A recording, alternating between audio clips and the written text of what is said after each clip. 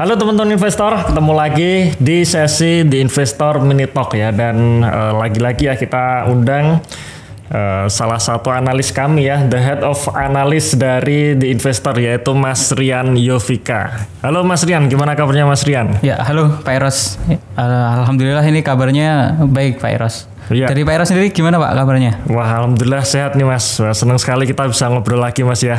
Ya, alhamdulillah ini bisa bertemu lagi nih Pak Eros. Ya, dan teman-teman sekalian, jadi di The Investor Mini Talk kali ini kita akan membahas salah satu saham yang cukup menjadi perhatian investor beberapa belakangan ini ya, yaitu BBRI ya. Dan tentu saja harus disclaimer dulu bahwa pertama video ini kita ambil sekitar tanggal 16 Januari 2025 ya, dimana harganya ya masih rendah ya, karena ya suatu hal kemarin sempat drop, tetapi beberapa hari kemudian sempat naik lagi. Nah, kita nggak tahu setelah saat podcast ini dirilis harga saham BBRI di berapa ya, kita nggak tahu, nanti kita lihat saja ya.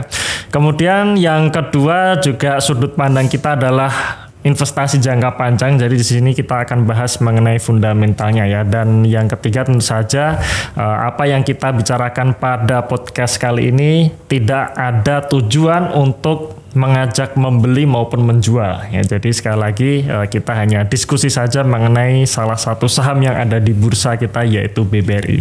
Dan sebelum kita masuk ke pembahasannya, silahkan teman-teman buat download dulu ebook The Investor Guidance, di mana di situ ada guidance ya. Kita sudah menulis sebuah guidance buat teman-teman yang khususnya masih belajar tentang investasi jangka panjang. Bagaimana sih investasi jangka panjang itu bekerja, atau bagaimana caranya, mindsetnya dan sebagainya ada di dalam ebook tersebut ya. Jadi pastikan sekali lagi untuk mendownload ebook The Investor Guidance. Dan di situ juga ada 3 contoh saham under value-nya ya. Nanti teman-teman bisa baca ebooknya ya.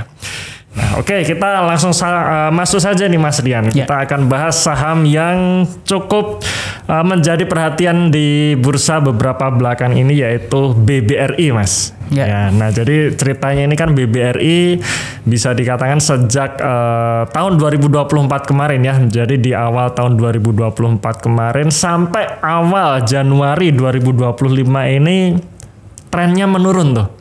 Bahkan sempat masuk di level 6.000, kemudian di awal Januari kemarin itu sempat di 3.800, tapi memang di hari Rabu tanggal 15 Januari kemarin kan ada pengumuman The Fed menurunkan suku bunga ya. Akhirnya ya rebound setelah jatuh tenggelam ya, pastinya rebound ya. Dan sekarang harganya di kisaran 4.000-an ya.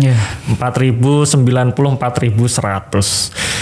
Nah, kira-kira nih Mas Rian nih, kira-kira kenapa bisa seperti itu Mas?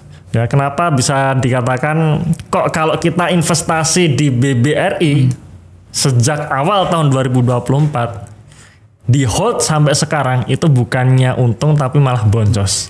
Ya, kira-kira gimana itu Mas Rian? Ya, oke, menarik juga ini ya Pak Eros. Jadi kalau pegang saham BBRI di awal tahun ya, mungkin pas awal tahun 2024 mau mulai nih investasi di saham, terus beli BBRI, di hold 1 tahun, wah udah boncos sekitar 30% kayak gitu ya. Nah itu kan pastinya muncul pertanyaan-pertanyaan gitu ya Pak Eros. Ini tuh penyebabnya apa sih kayak gitu ya. Nah sebenarnya kalau kita melihat secara historisnya ya Pak Eros, jadi pas di awal tahun 2024 itu di bulan Maret itu kan sempat BBRI ini ATH kayak itu ya, itu kan sempat ke 6.400-an. Nah itu salah satunya terdorong oleh optimisme pasar, sama juga ada pembagian dividen kayak itu. Ya cuman habis itu harganya langsung turun kayak gitu ya. Nah sampai sekarang itu kan udah turun sekitar 30% Pak Eros, sekitar 36% itu dari level ATH 6.450 itu kayak gitu. Nah menariknya ini juga ya, jadi pemegang sahamnya ini Pak Eros. Jadi kita sebelum masuk ke penyebabnya ya, ini saya infokan juga untuk pemegang sahamnya kayak gitu. Nah posisi Desember tahun 2024 itu pemegang sahamnya BBRI itu ada sekitar 640 ribuan 640.000 investor yang pegang BBRI ya. Sekitar 640 sampai 650 kayak itu. Berarti kemungkinan ada 600.000 investor yang 600.000 nyangkut nih. Ya, apakah mungkin teman-teman salah satunya nih jangan-jangan ya? Iya. Ya, harapannya nanti kalau teman-teman nonton podcast ini bisa dapat insight atau gambaran ya. Iya. Oke, lanjut Mas Rian. Iya, nah jadi pas di tahun atau pas ATH Pak Eros. Jadi harga sahamnya ATH bulan Maret. Nah itu pemegang sahamnya baru sekitar 350.000 itu Pak Eros. Oke, 350.000 ya. Iya. Jadi ada kenaikan tinggi banget tuh dari 350 di akhir tahunnya 600-an ribu. Ya, 2 kali lipat ya. Ya hampir 2 kali lipat. Ya itu jadi kemungkinan besar yang nyangkut ya itu setengahnya itu. Setengahnya itu. Ya. Oke. Ya, oke. Jadi pastinya itu ya itu tadi ya muncul banyak pertanyaan kayak gitu ya. Nah, kenapa sih? Nah, sebenarnya dari sisi fundamental ataupun dari sisi sentimen sih sebenarnya memang kurang bagus kayak gitu ya. Nah, mungkin kita bisa bahas dulu terkait fundamental secara ringkasnya gitu ya Pak Eros. Jadi kan kalau dilihat kalau kita melihat dari sisi laporan keuangan posisi kuartal 1 sampai kuartal ketiga kayak gitu ya. Nah itu memang laba bersihnya ini Pak Eros. Laba bersihnya itu sangat melambat kayak gitu ya. Atau naiknya itu tipis kayak itu. Misalkan pendapatan di Q1 sekitar 10%-an kayak gitu ya. Nah itu laba bersihnya cuma tumbuh 1-2% aja kayak gitu. Oke. Dan itu masih berlanjut di kuartal kedua, kuartal ketiga masih berlanjut seperti itu. Itu kinerja secara tahunannya kayak gitu. Iya. Berarti memang ini ya bisa dianggap kalau BBRI untuk kinerja sampai dengan kuartal 3 2024 ya. Karena memang walaupun sekarang udah masuk tahun 2025, cuman kan laporan keuangan rilis triwulan ya. Berarti baru rilis sampai yang terbaru itu kuartal 3 2024 ya.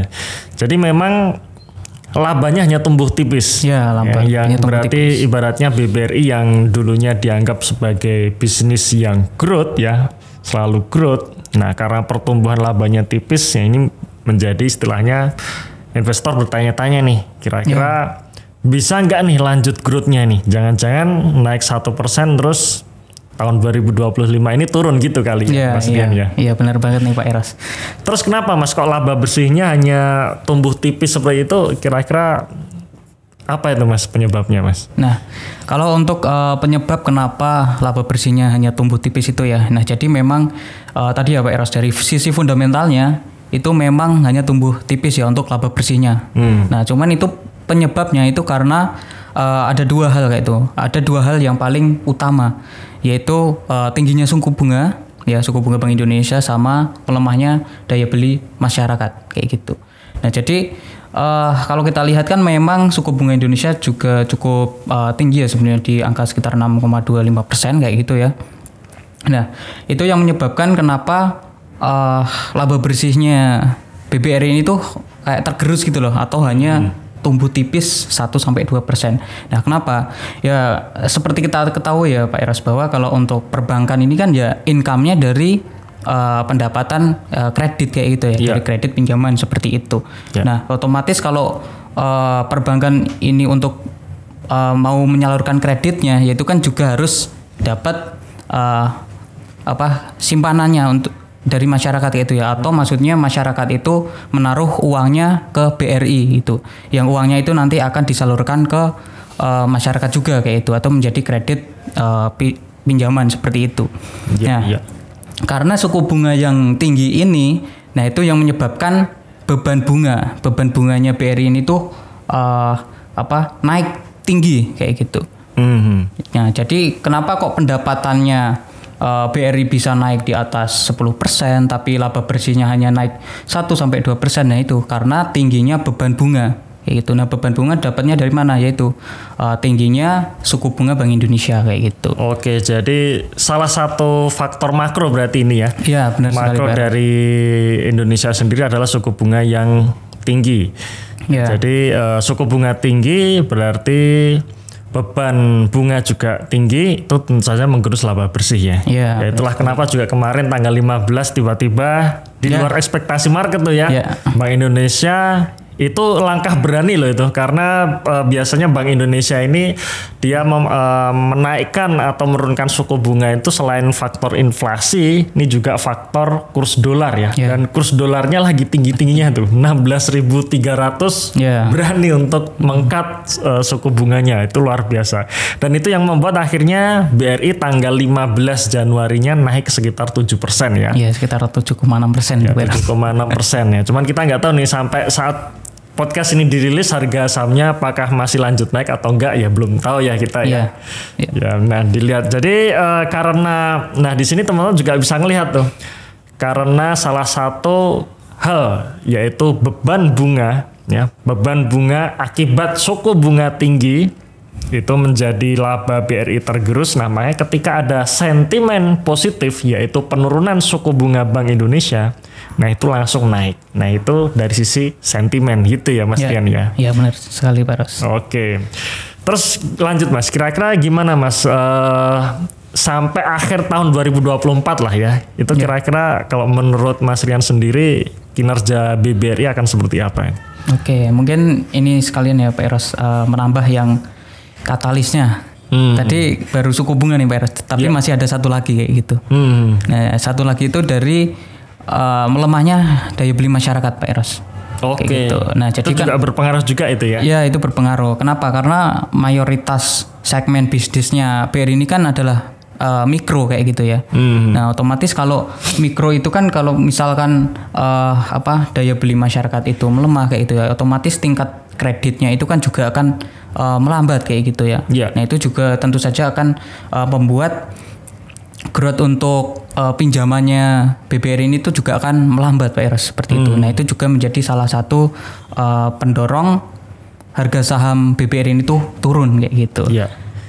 Oke, daya beli turun berarti yang dikhawatirkan adalah kredit macet ya. Iya, benar sekali Pak Eros. Kredit macet berarti membuat NPL tinggi, ya tentu saja investor berekspek bahwa kinerja BBRI pertumbuhannya akan melambat atau malah justru turun, dan itu terlihat dari tren dalam 1 tahun terakhir harga saham BBRI turun. Kira-kira seperti itu ya Mas? Iya benar sekali Pak Eros. Cuman Mas Rian, kalau kita lihat sebenarnya di tahun 2024 walaupun laba bersihnya itu naik tipis ya 1-2%, itu kan sebenarnya all time high itu laba bersihnya itu.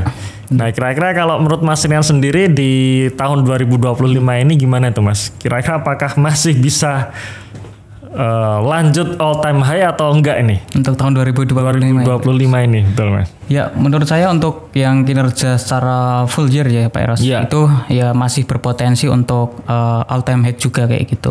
Nah, meskipun kemungkinan besar ya nanti di semester pertama ini ya kemungkinan besar masih akan cukup tertekan kayak gitu kinerjanya. Nah, kenapa? Ya karena kan masih baru peralihan pemerintahan baru seperti itu ya. Nah, jadi kan pastinya ada kebijakan-kebijakan baru yang baru diterapkan di awal tahun 2025. Misalkan kayak program makan bergizi gratis kayak gitu. Itu kan juga untuk meningkatkan daya beli masyarakat. Kemudian ada juga penghapusan utang petani dan nelayan seperti itu. Nah, itu harapannya juga bisa meningkatkan daya belinya masyarakat itu. Nah, otomatis kalau daya beli meningkat, otomatis kan nanti dari sisi pertumbuhan pinjamannya juga akan meningkat ya Pak Eros. Jadi dari sisi income-nya akan naik.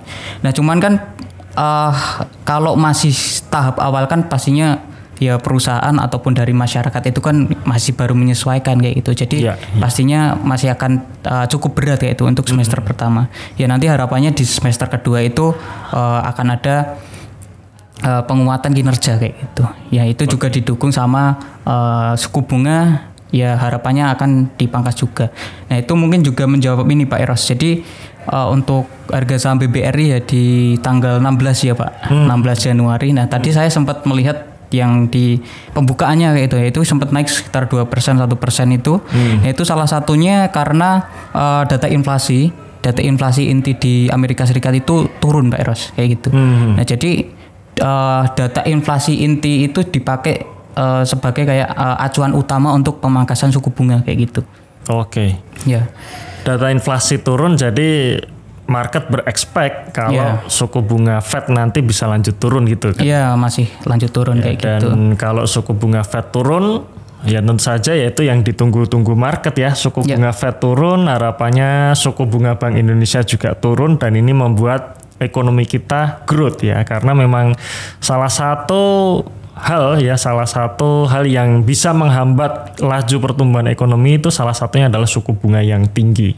Ya harapannya ya suku bunga turun, ekonomi kita growth, ya otomatis kinerja perusahaan-perusahaan nanti juga akan berdampak positif. Kira-kira gitu ya Mas Rian ya? Benar banget nih Pak Eros. Cuman tadi Mas Rian mengatakan semester 1 masih abu-abu ya. Masih abu-abu. Jadi kalau kita lihat posisi kuartal 3 2024 naik tipis nih 1-2%. Full year-nya kemungkinan juga mungkin naik tipis juga kali ya. Tipis. Full year 2024-nya ya. Kuartal semester 1 2025 masih abu-abu lah ya. Masih. Kira-kira ya. Oke. Tapi optimis Mas. Masih optimis sih kalau untuk BBRI ya, walaupun mungkin ya naiknya mungkin juga cukup lambat kayak itu Pak Eros, atau laba bersihnya mungkin ATH tapi ya mungkin tipis juga kayak gitu. Ya karena memang masih peralihan itu tadi. Dan kenapa kok masih bisa optimis untuk ATH kayak gitu ya. Nah karena ya di tahun 2024-nya kan ya naiknya juga cuma 1% kayak itu. Proyeksinya hanya 1% ya. Masa 2025 naik 1% juga nggak bisa kayak gitu. Ya harapannya kan juga bisa kayak gitu. Oke. Nah kemudian ini mungkin juga menjawab tadi ya Pak Eros, apakah di tahun 2024-nya itu juga masih oke? Itu ya. Nah full year-nya berarti ya? Ya full year-nya itu kan tadi ya proyeksinya 1% ya Pak Eros. Apakah itu benar-benar bisa ATH kayak gitu? Nah itu menurut saya masih bisa kayak gitu ya. Kenapa? Karena kan di akhir tahun 2024 itu kan juga ada pemangkasan suku bunga di Indonesia kayak itu di sekitar bulan September. Nah itu kan harapannya di Oktober, November, Desembernya. Nah itu kan beban bunga sudah ada penguatan, penurunan kayak itu untuk beban bunganya seperti itu. Dan juga inflasi bulanannya itu sudah membaik Pak Eros. Jadi deflasi itu dari bulan Mei sampai September 2024. Nah itu untuk Oktober, November, Desember di Q4-nya itu sudah inflasi secara bulanan. Jadi di situ udah menandakan ada kenaikan daya beli. Ya meskipun itu masih terdorong ya sama pilkada sama Nataru kayak gitu. Oh iya, oke Mas. Menarik ini. Jadi sebenarnya terlalu kecepatan ya tadi kita bicara tahun 2025-nya ya. Menariknya adalah untuk sisa kuartal 4 2024 ini sebenarnya masih ada potensi yang baik ya buat BBRI ya. Tadi yang dikatakan Mas Rian tadi yang pertama adalah mulai menurunnya suku bunga Bank Indonesia ya. Jadi memang betul bulan September 2024 Bank Indonesia menurunkan suku bunganya. Berarti kan beban bunga BRI di kuartal 4-nya seharusnya bisa berkurang ya. Berkurang. Jadi dari situ margin atau net interest margin ya, atau ya gampangnya adalah laba brutonya bisa lebih tinggi dibandingkan kuartal 3-nya ya. Kemudian tadi benar satu hal lagi yang juga menarik adalah di akhir tahun 2024 ada momen pilkada ya Mas Rian ya. Momen pilkada, karena kalau kita sedikit flashback di tahun 2024 kemarin mengenai daya beli masyarakat yang lemah alias deflasi 5 bulan berturut-turut. Nah, mulai bulan Oktober ya kalau nggak salah ya Mas Rian ya. Oktober, November, Desember ya, itu sudah terjadi inflasi ya. Iya, inflasi bulanan. Artinya kalau sudah terjadi inflasi, daya beli masyarakatnya sudah mulai baik ya. Berarti kemungkinan besar di kuartal 4 tahun 2024 kinerja BBRI akan makin membaik dibandingkan kuartal-kuartal sebelumnya ya. Oke, walaupun begitu masuk di tahun 2025 ya sebenarnya ini masih peralihan tadi ya. Program makan bergizi gratis, kemudian suku bunga, tapi menariknya suku bunganya bulan Januari ini sudah diturunkan ya sama Bank Indonesia. Jadi di sisi beban bunga ini makin menurun lagi, kemudian program makan siang bergizi gratis ini ya kita tetap optimis lah ya, kita dukung pemerintah supaya berhasil lah ya. Ya otomatis ini juga harapannya bisa membuat daya beli makin oke, tentu saja NPL makin rendah ya, kinerja BBRI makin bagus. Walaupun abu-abu tapi kalau enggak paling tidak ya semester 2-nya akan lebih kelihatan ya, karena program makan bergizi gratisnya sudah berjalan di semester 1 gitu Mas Rian ya. Oke, menarik Mas Rian. Dan selanjutnya nih Mas Rian ya. Kita bicara mengenai investasi jangka panjang kan ada satu hal lagi nih sebagai ongkos tunggu kan gitu kan. Yeah. Karena kan kalau kita bicara mengenai investasi jangka panjang ya mau nggak mau ya kita tidak langsung bisa mengharap harga sahamnya naik kan gitu ya. Nah, salah satu yang bisa menjadi perhatian kita adalah ongkos tunggu yaitu dividen. Ya, nah kira-kira gimana nih Mas Rian kalau potensi dividen dari BBRI sendiri nih Mas? Oke, kalau melihat dari sisi potensi dividen ya itu cukup menarik ya untuk BBRI seperti itu Pak Eros. Karena kan memang BBRI ini juga dimiliki sama negara gitu ya. Itu sekitar porsinya 53%. Dan pastinya kan BUMN itu kan juga membutuhkan dana kayak gitu ya. Nah, salah satunya diperoleh dari dividennya BBRI kayak gitu. Nah, kalau kita melihat secara historis ya, beberapa tahun belakang itu kan untuk dividen payout rasionya BBRI juga cukup besar nih Pak Eros ya, sekitar 80%, 85% kayak gitu. Dan kemarin juga waktu ada public expose itu ya Pak Eros dengan manajemen BBRI itu ya dari investor juga. Nah itu kan juga bilang tuh kalau untuk dividen payout rasionya nanti sekitar 85 sampai 90% kayak gitu. Nah itu cukup besar juga itu besar ya itu cukup besar. Dan itu kalau misalkan kita melihat dari sisi dividen yield ya Pak Eros. Nah itu secara totalnya ya kalau misalkan laba bersihnya BBRI di tahun 2024 itu mencapai sekitar 60,7 triliun. Nah itu dibagi dividen 85% itu untuk total dividennya nyampe sekitar 51 triliun Pak Eros. 51 triliun. Iya, 51 triliun. Cuman kemarin kan udah dibagi dividen interim itu sekitar 20 triliun kayak gitu. Sisanya berarti nanti sekitar bulan Maret itu ya. Iya, bulan Maret April mungkin ya. Intinya kan setelah RUPS ya. Iya, benar sekali. Oke. Ya, jadi nanti masih ada dividen finalnya kayak gitu. Nah, kalau kita misalkan menghitung secara totalnya gitu ya, secara total untuk dividen yield. Jadi interim sama finalnya itu ditambahkan kayak itu ya dari proyeksi. Nah itu untuk dividen per saham itu mencapai sekitar 342 per saham. 342 per saham. Nah, ya, dan itu kalau misalkan dihitung dengan harga pas naik kemarin ya, pas naik 7,6%, nah itu dividen yieldnya itu sekitar 8,4%. 8,4% itu di harga 4.000 ya? 4.090 Pak Eros. 4.090, oke. Harga 4.090, potensi dividen yieldnya 8,4%. Cuman kemarin sudah ada dividen interim ya? Itu sudah perhitungan interimnya. Ya, berarti sisanya ya kira-kira 5% ya, untuk finalnya ya. Tapi kan biasanya dividen BBRI ini 2 kali ya.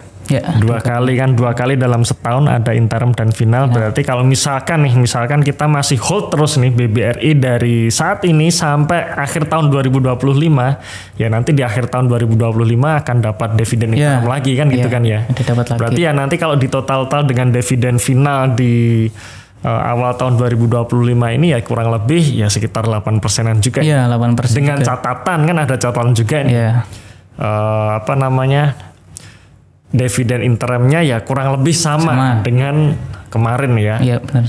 Berarti ada beberapa poin nih teman-teman sekalian kalau kita mau istilahnya dividen investing di BBRI ini nih. Ada beberapa poin. Yang pertama, dividen yield untuk potensi dividen yield untuk tutup buku tahun 2024 sekitar 8% tadi ya. Nah itu dengan catatan labanya tadi sekitar berapa? 60,7 triliun. 60,7 triliun. Atau naik 1%. Nah, berarti di sini yang harus teman-teman perhatikan adalah di tahun 2025 ini nih. Nah, apakah labanya akan naik atau justru turun gitu. Karena kalau tahun 2025 misalkan laba bersihnya BBRI turun dan turunnya signifikan, ya walaupun dividen payout rasionya 85% ya tetap kurang kan hitungnya, tetap istilahnya lebih rendah dibandingkan tahun kemarin ya. Nah jadi di sini kalau misalkan ya teman-teman sebagai investornya BBRI atau holdernya BBRI ya harus dipantau juga kinerjanya ya, paling nggak kinerja saat perusahaan merilis laporan keuangan, dipantau lagi bagaimana laba bersihnya, bagaimana CKPN-nya tadi ya, bagaimana beban bunganya tadi, karena yang diomongkan Mas Rian tadi itu berpengaruh semua terhadap kinerja BBRI. Kira-kira seperti itu ya Mas Rian ya? Ya benar sekali Pak Ros. Oke. Jadi intinya untuk kalau misalkan mau melihat gimana sih kinerja BBRI itu bisa pulih, yaitu tadi Pak Ros. Jadi dari kenaikan pemangkasan suku bunga ya, pemangkasan suku bunga The Fed, dari The Fed ya yang akan beriringan dengan suku bunga BI, nah sama dari sisi inflasi bulanannya Indonesia kayak itu. Nah karena itu akan memperlihatkan apakah ada kenaikan daya beli dari masyarakat atau tidak seperti itu. Oke. Ya, menarik Mas Rian. Jadi dari sisi dividen sebenarnya menarik ya untuk harga 4.000 saat ini ya, 4.090 ya. Oke, nah itu tadi dividen ya. Kemudian di sisi valuasi sebenarnya gimana sih Mas Rian? Kalau dari sisi valuasi sih memang itu tadi ya Pak Ros. Jadi kalau untuk ROE-nya ya kita bisa bicara dari sisi ROE dulu ya Pak Ros. Karena kan tadi laba bersihnya hanya naik 1% ya. Nah jadi kalau ngelihat dari perhitungan ROE-nya itu memang agak sedikit lebih rendah dari tahun 2023 Pak Ros. Oke. Ya jadi kalau untuk tahun 2023 itu sekitar 19%. Nah cuman untuk forecast-nya di tahun 2024 itu sekitar 18,7. Ya sebenarnya cuman sekitar 0, sekian, 0,3%-an kayak gitu. Jadi sebenarnya ini ya, laba yang hanya naik 1-2% membuat ROE-nya turun hampir 1% kira-kira gitu. Itulah yang membuat ya secara valuasi ya kalau return on equity alias ROE-nya turun ya memang sudah sewajarnya valuasinya juga turun gitu ya kira-kira ya. Ya benar. Ya oke. Nah cuman ini ya Pak Ros, karena itu kan tadi perbandingan ke 2023. Nah cuman kalau kita melihat ke historisnya dalam beberapa tahun terakhir, nah itu sebenarnya ROE segitu tuh udah tertinggi sejak 2016 kayak gitu. Oke, masih tertinggi ya sejak tahun 2016. Di bawah 2023 berarti? Iya, di bawah 2023. Jadi memang 2023 ya tinggi juga, cuman di 2024-nya ya karena cuma naik 1% laba bersihnya makanya ROE lebih rendah kayak itu. Nah menariknya untuk dari valuasi BBV sama PI rasionya itu juga terendah Pak Ros kayak gitu. Jadi sejak 2016 ya itu juga menjadi valuasi BBV dan juga PI rasio terendah kayak gitu. Terendah sejak tahun 2016 ya? Iya. Oke. Ya jadi laba bersihnya ATH ya cuman karena ROE-nya ya turun tipis lah sejak 2023 itu ya valuasinya malah turun, tapi turunnya kayak kelewatan kayak gitu. Kok turunnya bisa sampai valuasi terendahnya kayak gitu. Oke. Jadi ya bisa dibilang under value ya. PBV-nya berapa nih Mas Rian? PBV-nya sekarang tuh di 1,9 Pak. 1,9 hampir 2 kali ya. Jadi walaupun sebenarnya PBV-nya di atas 1 kali ya bisa tetap kita katakan under value ya. Jadi bukan selalu under value itu PBV di bawah 1 kali gitu ya Mas Rian ya. Iya benar Pak Ros. Jadi bisa membandingkan dengan historisnya juga kayak itu. Kalau misalkan secara historisnya dia di angka 2,2, 2,5 ya berarti memang valuasinya bisa dianggap segitu kayak itu. Nah cuman kan bisa membandingkan dengan ROE-nya. Kalau misalkan ROE-nya sama ya mungkin 2,5 jadi harga wajarnya. Tapi kan di tahun 2024 ROE-nya tinggi kayak itu. Ya kan nggak mungkin kalau BBV-nya juga sama kayak gitu ya. Harusnya kan lebih tinggi juga. Dan kalau secara historis ya Pak Ros itu memang BBV-nya ya di rentang 2,2 sampai 2,6 kali kayak gitu. Oke, menarik ya. Berarti bisa dikatakan ya harga 4.090 ya under value nih Mas Rian ya. Iya, itu masih under value. Nah, sekarang kita bicara mengenai harga sahamnya nih Mas ya. Ini kan ujung-ujungnya para teman-teman investor ini yang holder BBRI ya, apalagi yang saat ini mungkin posisinya nyangkut ya, sekitar 300.000 orang mungkin yang nyangkut berjamaah ini ya. Ada potensi nggak sih harga saham BBRI akan kembali menembus all time high-nya tuh Mas? Ya, kalau terkait itu sih pastinya ada Pak Ros. Karena kan kita juga mengacu sama historisnya itu tadi ya. Karena kan kalau kita lihat ya harga sahamnya BBRI itu kan selalu naik ya kayak gitu. Nah ini turun ya karena memang kinerjanya agak bermasalah itu tadi ya. Maksudnya beban bunganya tinggi kayak gitu ya. Terus labanya juga hanya tumbuh tipis kayak gitu. Nah itu kan juga disebabkan bukan karena dari perusahaannya itu, tapi kan itu ya berawal ya dari ekonominya kayak gitu. Yaitu tadi karena daya beli turun, kemudian suku bunga tinggi, itu kan ya juga di luar di luar BBRI kayak gitu loh. Jadi ya intinya itu karena pengaruh dari luar kayak gitu.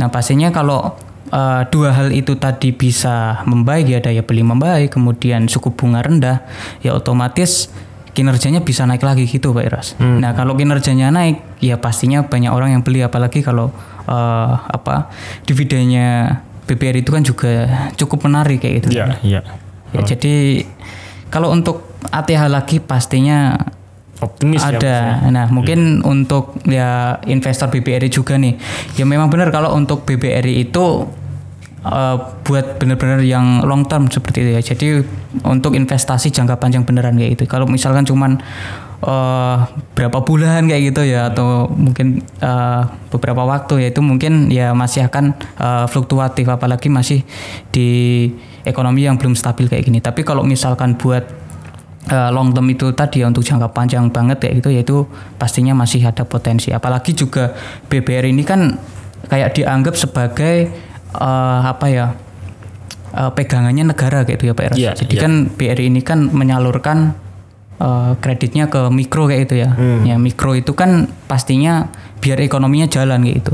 Nah kalau itu nggak jalan, ya sudah berarti kan ekonomi secara keseluruhan juga akan terganggu kayak gitu. Oke, jadi optimis nih Mas Rian ya. Masih optimis, cuman optimis ya. ATH ya. Iya masih cuman butuh kapannya waktu. Nggak tahu ya. Kapannya nggak tahu, dan ada catatan-catatan khusus tadi ya. Kinerjanya harus baik, ekonominya kembali membaik. Nah baru kita bisa optimis ya. Jadi optimis bukan berarti jaminan berarti. Itu ya Srian. Oke, optimis bukan berarti jaminan, tapi ketika ekonomi membaik, kemudian kinerjanya akan membaik juga, suku bunga rendah, daya beli masyarakat kembali naik, ya pasti nanti akan kembali ATH kira-kira gitu ya. Nah jadi teman-teman holder BBRI ini yang mungkin masih nyangkut, ya harus tahu ini, harus dipelajari bisnisnya seperti apa, kinerjanya seperti apa. Ya. Oke Mas Rian, ini kayaknya menarik nih. Cuman kalau kita bahas terus-terusan kayaknya nggak habis-habis ini Mas Rian. Iya benar sekali Pak. Padahal sebenarnya masih ada yang menarik nih. Contohnya kemarin tuh Menteri Bahlil mau mau pakai bank buat ini membiayai hilirisasi pakai bank BUMN. Wah, ini juga sebenarnya panas juga ini ya. Cuman kayaknya kalau kita bahas itu makin panjang gitu. Makin panjang. Oke. Jadi cukup sekian dulu kali ya Mas Rian ya obrolan kita ya, dan teman sekalian ya, terima kasih sudah menonton podcast ini sampai selesai ya. Pastikan teman-teman juga pelajari lebih lanjut tentang BBRI. Kemudian teman juga bisa mengikuti program kami ya, Value Investing Mastery, di mana nanti di situ kita akan bedah lagi ya lebih dalam mengenai BBRI seperti apa ya. Oke, terima kasih. Sampai jumpa di video berikutnya. Dadah.